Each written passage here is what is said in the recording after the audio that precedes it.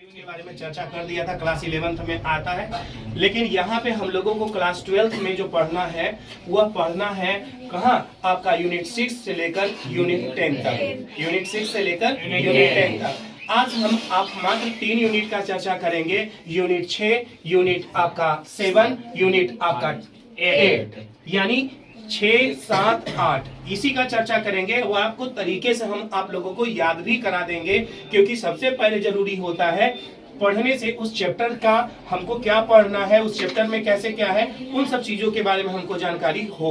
तो सबसे पहले हम लोग कहेंगे कि यूनिट 6 में जो आता है वह यूनिट 6 में आता है जनन, जिसको हम कहीं कहीं पे प्रजनन के भी नाम से हम लोग जानते हैं। और प्रजनन को अंग्रेजी में हम लोग रिप्रोडक्शन कहते हैं। क्या कहेंगे? रिप्रोडक्शन कहते हैं। तो पहला चैप्टर का जो नाम हो गया, यानी क्लास 12th का पहला जो चैप्टर होता है वह है जीवों में जनन। पहला चैप्टर का नाम क्या है? जीवों में जनन।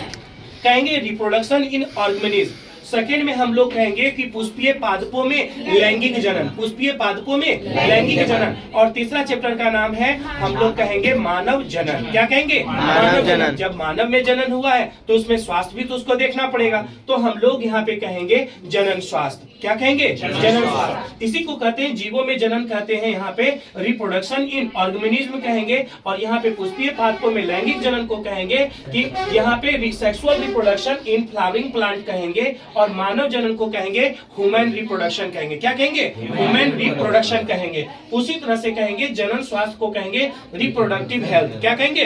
रिप्रोडक्टिव हेल्थ कहेंगे। उसी तरह से आइए यूनिट 7 की बात हम लोग करते हैं। तो यूनिट 7 में आता है अनुवांशिकी तथा विकास, जिसको कहते हैं हेरिडिटी एंड डेवलपमेंट। यहाँ पे अनुवांशिकी तथा विकास किसी से रिलेटेड होता है, तो इसको हम लोग ऐसे तरीके से याद रखेंगे, वंशागति। क्या कहेंगे? वंशागति और विविधता के सिद्धांत। वंशागति और विविधता के सिद्धांत। क्या कहेंगे? वंशागति और विविधता के सिद्धांत। और उसके बाद नेक्स्ट जो चैप्टर आता है, यानी 5 हो गया, अब छठा जो आता है जिसको कहते हैं वंशागति का आणविक आधार। वंशागति का आणविक आधार। और 7वां हम लोग कहेंगे विकास। देखिए इसको हम लोग याद कैसे करेंगे, यहाँ पे वंशागति और विविधता के सिद्धांत, वंशागति और विविधता के सिद्धांत, वंशागति का आणविक आधार, और समझनी रे विकास, समझनी रे विकास। तो ये देखिए विकास से क्या हुआ, एवोल्यूशन, एवोल्यूशन के नाम से हम लोग जानते हैं 7 चैप्टर। ये भी आपका क्लियर हो गया। तो यहाँ पे हमने जनन के बारे में पढ़ा, यहाँ पे हमने क्या अनुवांशिक तथा विकास के बारे में पढ़ा,